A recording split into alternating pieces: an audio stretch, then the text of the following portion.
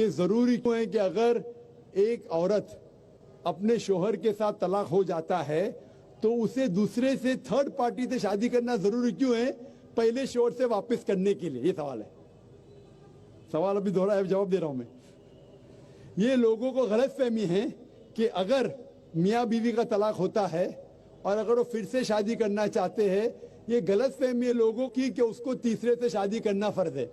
कुरान में साफ तौर पे लिखा हुआ है सूरह बकरा में सूरा नंबर 2 आयत नंबर 228 से लेके 242 तक तलाक का पूरा डिटेल दिया गया है, किस तरीके से तलाक दिया जाता है। पहले मैंने कहा था कि आपस में समझौता होना चाहिए, नहीं होता है तो गेट एन आर्बिट्रर, एक बड़े को बुलाओ, शोहर की तरफ से बीवी की तरफ से समझौता करो। नहीं होता है तो तलाक बोलने के बाद इद्दत के 3 माह है।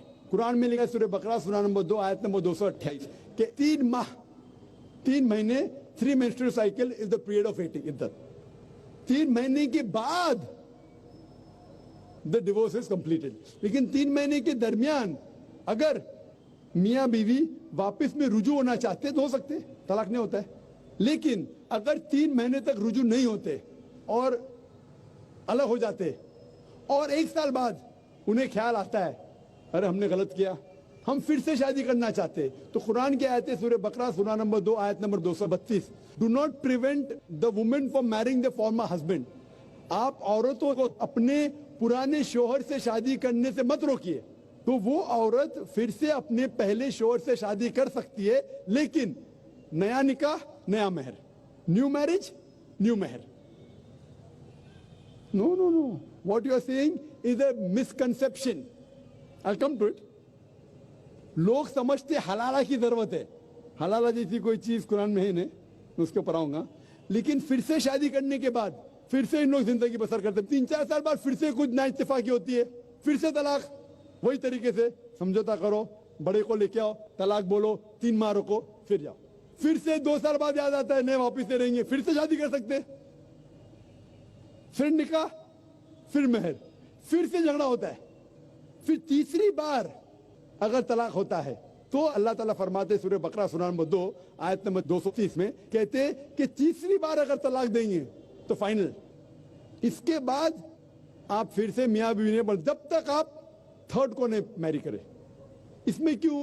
ये शादी ब्याह गुड्डा गुड्डी का खेल थोड़ी है। बचपन में गुड्डा गुड्डी का खेल में शादी करो फिर से तलाक दो, एक दिन में 10 बार शादी कर सकते, बराबर ना? ये जिंदगी गुड्डा गुड्डी का खेल थोड़ी है।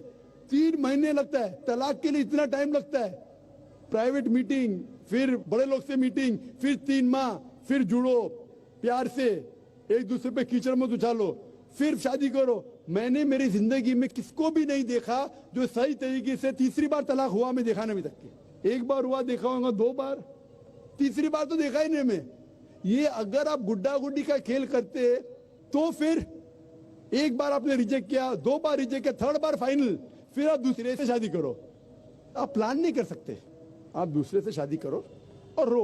और फिर पता लगा आपको मैं पहले शोहर से नाराज थी, सिर्फ दिन में 6 घंटा देते थे, ये नया शोहर तो 2 घंटा देता है, तो पहला वाला अच्छा। नो, दाल आटे का भाव मालूम पड़ेगा। मेरी माँ मुझसे कहती थी मार्केट जाएंगे तो दाल आटे का भाव, दाल और आटे का भाव, आप समझे ना?